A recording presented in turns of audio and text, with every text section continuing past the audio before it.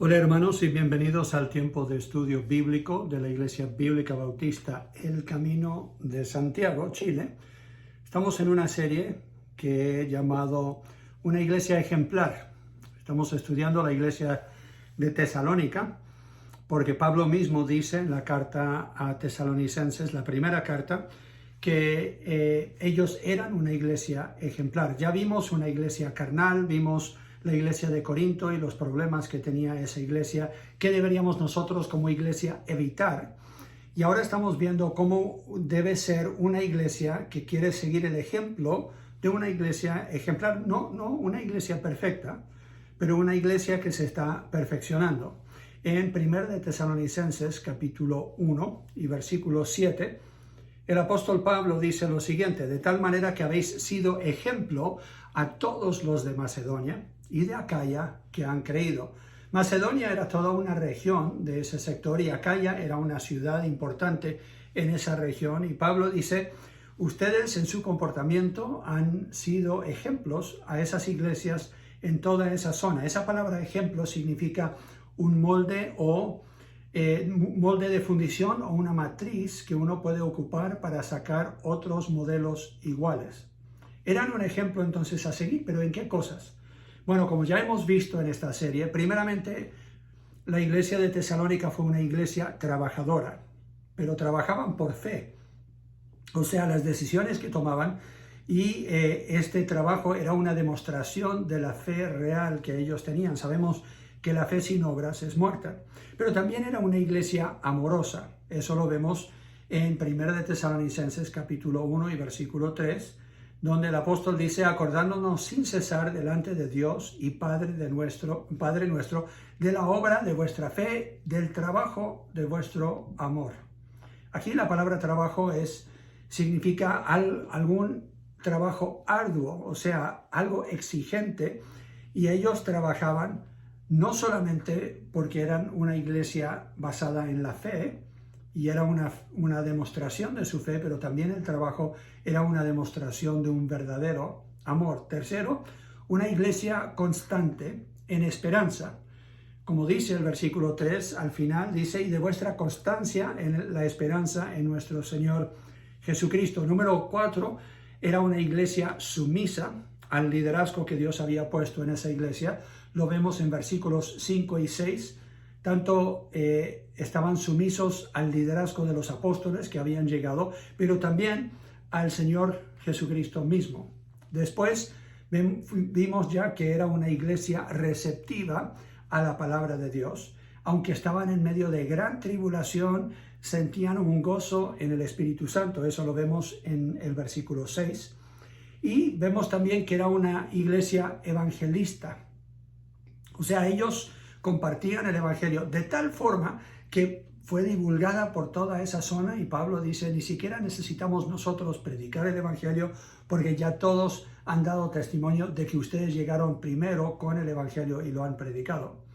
Vimos hace poco que también era una iglesia consagrada, que ellos habían dejado los ídolos para servir al Dios verdadero. Eso lo vemos en versículos 9 y 10. Y hoy vamos a ver que era una iglesia también humilde. Vemos esa humildad en que ellos estaban dispuestos a aprender de la palabra de Dios, de los que les estaban instruyendo en sana doctrina, no solamente porque ellos tenían una curiosidad sobre esos temas, pero estaban dispuestos ellos a ser corregidos por algunas cosas que quizás habían creído por error de lo que predicaban otros. Y eso requiere una humildad de parte de miembros de una iglesia. Ellos ignoraban algunos detalles de la venida del Señor Jesucristo, aunque ya habían sido instruidos en esos detalles. Algunas de esas cosas ellos las tenían que volver a recordar, otras simplemente las desconocían. Vemos aquí en 1 de Tesalonicenses capítulo 1 y versículo 10, que Pablo aquí está diciendo que ellos ya estaban no solamente recibiendo la palabra de Dios, listos para dejar y convertirse realmente, dejar los ídolos para servir al Dios verdadero, dice el versículo 9, pero dice también versículo 10, y esperar de los cielos a su Hijo, al cual resucitó de los muertos, a Jesús, quien nos libra de la ira venidera. Esto era algo que ellos ya estaban esperando. Hablamos de esto cuando dijimos que era una iglesia expectativa, que tenían una esperanza en la venida del Señor Jesucristo, no solamente en la salvación que ellos ya tenían, pero en la venida del Señor Jesucristo. Pero aquí vemos que en humildad ellos estaban dispuestos a recibir más instrucción sobre la venida de Cristo, que ignoraban algunas cosas sobre ese tema. No es pecado ser ignorante, pero ignorante y orgulloso es pecado. No hay peor ciego que el que no quiera ver, dicen, y para el ignorante existe solución si es un ignorante humilde, si está dispuesto a aprender. Pero para el que cree saber algo y no está dispuesto a aprender, ya no hay remedio. La Biblia dice que el que cree saber algo, pero no lo sabe, debe cuidar cómo se comporta, porque ese orgullo lo lleva a la destrucción. Los de Tesalónica necesitaban dos cosas. Primero, necesitaban aclaración sobre el tema de la venida de Cristo. Y segundo, necesitaban confirmación de lo que ellos ya creían, pero necesitaban esa confirmación porque había llegado algo de falsa doctrina. Entonces vemos la aclaración en 1 de Tesalonicenses capítulo 4 y vemos la confirmación 1 de Tesalonicenses 5 y en 2 de Tesalonicenses capítulo 2. Así que vamos a ver primero la aclaración que les faltaba, era simplemente una falta de información. 1 de Tesalonicenses capítulo 4, versículos 13 al 18. Lo voy a leer completo y después vamos a ver algunas cosas, vamos a resaltar algunas cosas en este pasaje. Dice el apóstol en esta carta a la iglesia de Tesalónica, versículo 13 de 1 de Tesalonicenses 4. Tampoco queremos, hermanos, que ignoréis acerca de los que duermen, o sea, que ya murieron, para que no os entristezcáis como los que no tienen esperanza.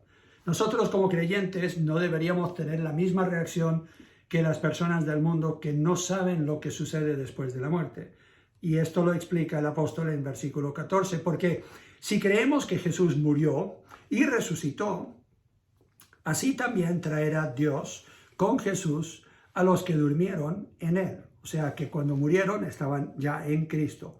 Por lo cual os decimos esto en palabra del Señor, que nosotros que vivimos, que habremos quedado hasta la venida del Señor, no precederemos a los que durmieron, porque el Señor mismo con voz de mando, con voz de arcángel y con trompeta de Dios, descenderá del cielo y los muertos en Cristo resucitarán primero. Luego nosotros, los que vivimos, los que hayamos quedado, seremos arrebatados juntamente con ellos en las nubes para recibir al Señor en el aire y así estaremos siempre con el Señor. Por tanto, alentaos los unos a los otros con estas palabras. Pablo aquí les está les está aclarando algo que quizás ignoraban, que tenía que ver con algunos de los temas que ya les habían enseñado en cuanto a la muerte y resurrección de Cristo, y que la fe que ellos tienen debería estar en esa resurrección. Y como Cristo resucitó ya de entre los muertos, la Biblia dice que nosotros tendremos un cuerpo glorificado como el cuerpo de Jesucristo. El día de hoy hay muchos en la iglesia, podríamos decir la iglesia moderna, hablando de iglesias en general en el mundo, muchas personas que ignoran lo que va a suceder a futuro y las profecías a futuro, y tienen una curiosidad y entonces se meten en internet y están buscando y leyendo libros y cosas, pero no se cuidan mucho de ver el trasfondo del autor, a la persona que está produciendo ese video, y está de esa forma llegando una doctrina falsa, errada, en muchas congregaciones, y la gente se está confundiendo en cuanto a los eventos futuros, porque hay interpretación de la Biblia que es directa, que es una interpretación literal, y hay también interpretación un poco fantasiosa. Y tenemos que cuidar de interpretar en una forma consistente las profecías tanto del Antiguo Testamento, por ejemplo, Daniel, Ezequiel, Jeremías y otros, comparándolos con lo que nos dice el libro de Apocalipsis. Así que a futuro quiero hacer ese estudio con la iglesia, más de uno me lo ha pedido. Hicimos unos años atrás un estudio del Apocalipsis, pero ahora simplemente creo que vamos a hacer un estudio sobre los eventos que estamos viendo en el mundo hoy día y qué nos dice la Biblia en profecía que vendrá a futuro y cómo deberíamos nosotros como creyentes prepararnos. Ese es el mensaje del apóstol Pablo aquí a la iglesia de Tesalónica. Así que no vamos a entrar en muchos detalles de lo que él les dice, porque eso lo veremos a futuro en unos meses. Pero aquí claramente está hablando de lo que nosotros llamamos el arrebatamiento. Algunos dicen, pero esa palabra realmente no aparece mucho en la Biblia. Bueno, aquí mismo el apóstol dice que serán arrebatados para estar con el Señor. El rapto es una doctrina que ha estado bajo ataque en estos últimos momentos, en estos últimos días. Pero aquí Pablo aclara que los que ya murieron están con el Señor, porque cuando Él viene, Él los traerá. Y sus cuerpos serán resucitados en ese momento. Y los que habremos quedado, los que estamos vivos, seremos arrebatados y transformados en el aire. Este no es el único pasaje que habla justo de eso, sino también lo vemos en 1 Corintios 15. Aquí el apóstol está corrigiendo el mismo error y pensar de algunos quizás que habían predicado también en Tesalónica, llegaron a Corinto y les predicaron las mismas doctrinas erradas y había confusión en cuanto a la venida del Señor Jesucristo y los eventos, cómo iban a suceder las cosas. Entonces, 1 Corintios 15, habían algunos que estaban diciendo, pero no hay resurrección de los muertos. Sabemos que los saduceos, una secta de los judíos, no creían ni en ángeles ni en vida después de la muerte o la resurrección de los muertos. Entonces, quizás algunos de ellos, al aceptar a Cristo, todavía mantenían esa posición en su doctrina y estaban confundidos en cuanto a lo que enseña la Biblia de lo que sucede después de la muerte. 1 Corintios 15, versículo 51. El apóstol Pablo aquí aclara a la iglesia de Corinto lo que ha de suceder. Dice, he aquí os digo un misterio. Un misterio no es algo que no se pueda entender, sino algo que hasta este momento no ha sido revelado o descubierto. No todos dormiremos, o sea, no todos vamos a morir, pero todos seremos transformados. En un momento, en un abrir y cerrar de ojos a la final trompeta, porque se tocará la trompeta y los muertos serán resucitados incorruptibles y nosotros seremos transformados, porque es necesario que esto corruptible, hablando del cuerpo humano, se vista de incorrupción y esto mortal se vista de inmortalidad. Entonces, el apóstol, especialmente en estas dos cartas, de primera de Tesalonicenses, pero también a la de Corintios, habla de la importancia de nosotros entender esta doctrina, de tener la información necesaria para nosotros no tener dudas o que no nos falte la información para poder esperar con ansia, con alegría, con gozo, la venida del Señor Jesucristo. Aquí en Primera de Tesalonicenses, capítulo 4 y versículo 14, el apóstol dice que esto es algo que les va a fortalecer la fe al tener esta información, porque él dice en versículo 14, porque si creemos que Jesús murió y resucitó, claramente creemos eso, ese es el fundamento de nuestra fe. Así también traerá Dios con Jesús a los que durmieron en él. De la misma forma que Cristo murió y resucitó, los que han muerto, que están en Cristo, claramente no están muertos, desaparecidos o aniquilados, como algunos dicen que después de la muerte ya no hay una existencia. No, de la misma forma que Cristo murió y resucitó, la Biblia dice en 1 Corintios 15 que Él es primicias de los que van a pasar por la misma experiencia que Él. De la misma forma que Él murió y resucitó, nosotros también vamos a resucitar a una vida eterna en su presencia. Pero no solamente dice que es algo que fortalece la fe, sino que también corrige la perspectiva para poder consolar o animar a otros. Lo dice en el versículo 18. Por tanto, alentaos los unos a los otros con estas palabras. Habían algunos que estaban tristes al pensar en los que ya habían muerto y estaban quizás confundidos. ¿Qué va a suceder con ellos si Cristo viene y nos lleva a estar con Él? ¿Y qué de ellos? ¿Será que tendrán un cuerpo, no tendrán un cuerpo? ¿Qué va a suceder? Había confusión y había una falta de información. Entonces, aquí está la aclaración del apóstol Pablo sobre esta doctrina para que ellos entiendan qué es lo que va a suceder a futuro. Pero no solamente había una aclaración, también hay una confirmación de lo que ellos ya habían aprendido, quizás lo habían olvidado, quizás se habían confundido porque llegaron algunos falsos maestros que tergiversaban la palabra. Eso lo vemos en 1 de Tesalonicenses, capítulo 5, los primeros 11 versículos.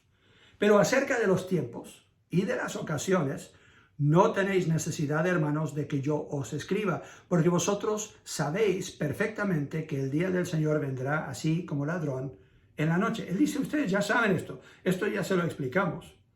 Que cuando digan paz y seguridad, entonces vendrá sobre ellos destrucción repentina, como los dolores a la mujer encinta, y no escaparán.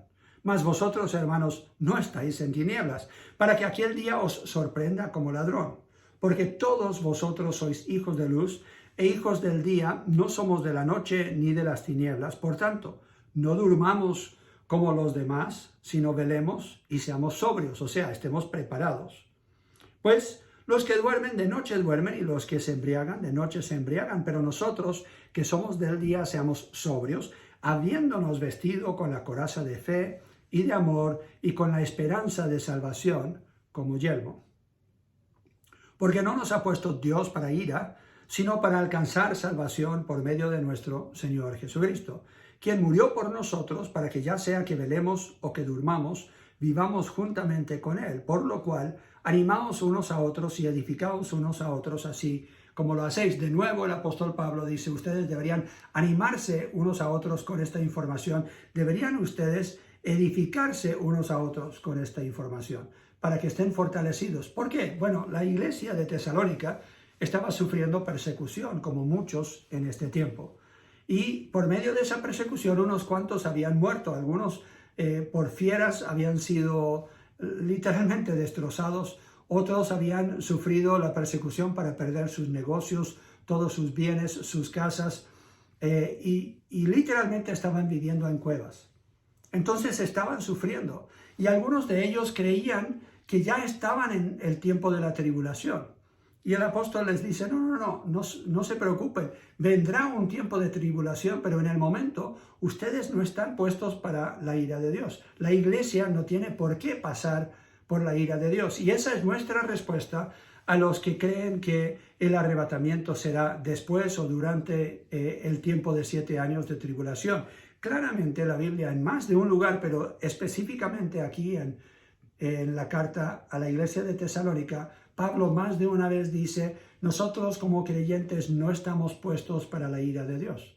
Cristo ya tomó la ira de Dios sobre sí mismo y nosotros por estar en Cristo ya nos libramos de la ira de Dios sobre un mundo que no cree. Los 7 años de tribulación de la cual habla la Biblia serán para darle a los que están vivos todavía sobre la tierra una última oportunidad para despertar y reconocer que cometieron un grave error al resistir la obra del Espíritu Santo en el mundo para traer convicción y por no escuchar el Evangelio, no someterse a Dios y el mensaje del Evangelio. Entonces tendrán oportunidad de responder muchos de ellos. ¿Por qué? Porque se va a predicar el Evangelio. Saldrán 144,000 que serán judíos a predicar a la nación judía, pero también habrán otros que van a estar predicando el Evangelio por todo el mundo. Pero vendrá también un llamado de atención de Dios. Y verán ustedes, cuando estudiamos un poco más esos eventos a futuro que vendrán, van a ver que estamos viviendo nomás un poco los comienzos de dolores, dice el Señor Jesucristo. Simplemente lo que era el comienzo de todo lo que vamos a estar enfrentando a futuro, lo que va a enfrentar el mundo, lo estamos experimentando nosotros ahora en el mundo. Y vamos a estudiar un poco de eso, que son las preparaciones, podríamos decir, de lo que ha de venir a futuro y la venida del Señor Jesucristo. También en 2 de Tesalonicenses, el apóstol Pablo aclara aún más, con más información, Seguramente tuvieron una carta de la iglesia de Tesalónica y Pablo con los que estaban con él se sentaron y dijeron, bueno, aquí tenemos que aclarar aún más porque han llegado algunos que han estado confundiendo a los hermanos con una falsa doctrina. Entonces leamos el capítulo 2 entero. De segunda de Tesalonicenses dice, pero con respecto a la venida de nuestro Señor Jesucristo y nuestra reunión con Él, os rogamos, hermanos, que no os dejéis mover fácilmente de vuestro modo de pensar. O sea, ya habían recibido esta doctrina, ya tenían una convicción, un modo de pensar. Ni os conturbéis, ni por espíritu, ni por palabra, ni por carta, como si fuera nuestra, en el sentido de que el día del Señor está cerca. Nadie os engañe en ninguna manera, porque no vendrá sin que antes venga la apostasía. ¿Qué significa apostasía? Que los que confiesan a Cristo o los que dicen ser cristianos se van a ir del cristianismo, se van a alejar del cristianismo, van a negar al Señor Jesucristo. Y se manifieste el hombre de pecado. La segunda cosa que va a suceder, dice el apóstol, es que el anticristo será revelado, será evidente, que es el hijo de perdición, el cual se opone y se levanta contra todo lo que se llama Dios y es objeto de culto, tanto que se sienta en el templo de Dios como Dios, haciéndose pasar por Dios. El apóstol Pablo dice, estas cosas no han sucedido todavía. Entonces, si vienen algunos que los están conturbando, que les están enseñando que ya la venida del Señor, Él vino ya y se llevó a algunos y ustedes se quedaron, o cuál fue la enseñanza, no sabemos directamente, pero Él dice, no se deberían ustedes conturbar, no deberían estar ustedes molestos por eso, porque ustedes ya saben lo que les enseñamos y les está recordando, les está confirmando la sana doctrina. Versículo 5. ¿No os acordáis que cuando yo estaba todavía con vosotros os decía esto? Pablo dice, recuerden que en prédicas y enseñanzas de antes yo ya les expliqué esto, porque ya está en acción, dice, versículo 6, y ahora vosotros sabéis lo que lo detiene, a fin de que a su debido tiempo se manifieste, porque ya está en acción el misterio de la iniquidad, solo que hay quien al presente lo detiene hasta que él a su vez se ha quitado de en medio. Vamos a hablar a futuro en unas enseñanzas qué es lo que detiene la venida del hombre que menciona aquí que será el anticristo. Hay muchos anticristos en el mundo, dice Juan en 1 de Juan, pero el espíritu del anticristo, aunque esté en el mundo hoy día, todavía no se ha revelado el anticristo, un personaje, pero el Espíritu Santo, creo yo, es el que se menciona aquí, es el que está deteniendo eso hasta que sea el tiempo indicado por Dios. Versículo 8. Y entonces se manifestará aquel inicuo, a quien el Señor matará con el espíritu de su boca y destruirá con el resplandor de su venida. Inicuo cuyo advenimiento es por obra de Satanás, con gran poder y señales y prodigios mentirosos, y con todo engaño de iniquidad para los que se pierden, por cuanto no recibieron el amor de la verdad para ser salvos. Por esto Dios les envía un poder engañoso, para que crean la mentira, a fin de que sean condenados todos los que no creyeron a la verdad, sino que se complacieron en la injusticia. Lo que dice la Biblia en Romanos capítulo 1, los que ya se desviaron del camino, ya no buscan a Dios, no toman en cuenta a Dios, Dios los entrega a ese camino y dice, ya, entonces no voy a seguir tratando contigo, y es más, si tú quieres este camino, yo te voy a confirmar en ese camino, y es exactamente lo que dice aquí, que ellos no creyeron la verdad, y entonces ahora Dios les envía un poder engañoso, confirmando el camino que ellos por libertad eligieron. Versículo 13. Pero nosotros debemos dar siempre gracias a Dios respecto a vosotros, hermanos amados por el Señor, de que Dios os haya escogido desde el principio para salvación, mediante la santificación en el Espíritu, santificación por el Espíritu, y la fe en la verdad, a lo cual os llamó mediante nuestro Evangelio, para alcanzar la gloria de nuestro Señor Jesucristo. Así que, hermanos, estad firmes y retener la doctrina que habéis aprendido, sea por palabra o por carta nuestra. Y el mismo Jesucristo nuestro, y Dios nuestro Padre, el cual nos amó y nos dio consolación eterna y buena esperanza por gracia, conforte vuestros corazones y os confirme en toda buena palabra y obra. En Mateo 24 vemos que Jesucristo mismo enseñó lo que el apóstol Pablo le enseña aquí a la iglesia de Tesalónica. En Mateo, capítulo 24. Todo el capítulo de Mateo 24 es interesante y habla de futuros eventos, pero quiero resaltar nomás los versículos 37 al 39. 37 al 39. Jesús dice: más como en los días de Noé, así será la venida del Hijo del Hombre. Porque como en los días antes del diluvio estaban comiendo y bebiendo, casándose y dándose en casamiento, hasta el día en que Noé entró en el arca, y no entendieron hasta que vino el diluvio y se lo llevó a todos, así será también la venida del Hijo del Hombre. Jesús aquí está advirtiendo a la gente de ese tiempo, pero también nos advierte a nosotros, los que estamos viviendo en estos últimos tiempos, que no vamos a saber cuándo vendrá el Señor Jesús, porque estaremos acostumbrados mirando a los lados y viendo que todavía la gente está celebrando matrimonios y todavía la gente está celebrando aniversarios y cumpleaños, y todo va a seguir como si nada, hasta que venga el momento de la venida del Señor. Y eso es lo que habla el apóstol en 1 de Tesalonicenses, capítulo 5, versículos 1 al 11, como ya leímos. Y tanto en 1 de Tesalonicenses como en 2, en el capítulo 2, vemos que el apóstol Pablo está confirmando en ellos su identidad, confirmando también en ellos la necesidad de ellos usar esto como fundamento de su ministerio unos a otros, que deberían estar consolándose, animándose, edificándose unos a otros. Él dice: no se dejen desviar de la doctrina que ustedes ya entendieron, que ya aceptaron, que ya escucharon de nosotros, sea por carta o por prédica. No se confundan, recuerdan los eventos que ya les explicamos en qué orden van a llegar, que vendrá primero la apostasía, segundo el anticristo, y después una gran mentira que la gente va a creer y van a caer en un grave error, un gran error.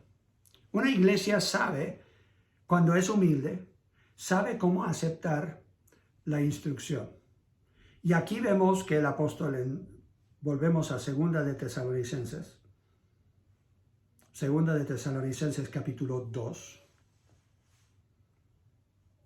y versículo 13, Pablo dice: pero nosotros debemos dar siempre gracias a Dios respecto a vosotros, hermanos amados por el Señor, de que Dios os haya escogido desde el principio para salvación, mediante la santificación por el Espíritu y la fe en la verdad. Ellos tenían una fe clara en la verdad que ya se había predicado, y eso se ve en el resultado de su evidente fe que tienen en Dios para salvación, y que habían ya sido elegidos, escogidos. Era evidente por el fruto en su vida de que ellos eran salvos. Y ellos tienen esperanza de gloria, dice, tienen la firmeza de su fe y la seguridad de su identidad. Eso lo vemos en versículos 16 y 17. Y el mismo Jesucristo, Señor nuestro, y Dios nuestro Padre, el cual nos amó y nos dio consolación eterna y buena esperanza por gracia, conforte vuestros corazones y os confirme en toda buena palabra y obra. Esta era la confirmación que ellos necesitaban. Necesitaban la aclaración porque les faltaba información, pero también necesitaban la confirmación de que lo que ya habían creído era cierto y no deberían desviarse de ese camino. Es más, que esta confirmación los llevaría a toda buena palabra y obra. ¿Por qué tiene este impacto el conocimiento de la venida de Cristo? Bueno, yo creo que es porque cuando tenemos la convicción de que en cualquier momento podría llegar el Señor, cuando tenemos esa seguridad de que estamos en Él, La Biblia dice, tanto en Primera de Pedro, si recuerdo bien, pero en otros pasajes, que el que tiene esta esperanza se purifica a sí mismo como Él es puro. Porque no queremos alejarnos de Él cuando Él venga, avergonzados por lo que hemos estado haciendo o cómo hemos estado viviendo.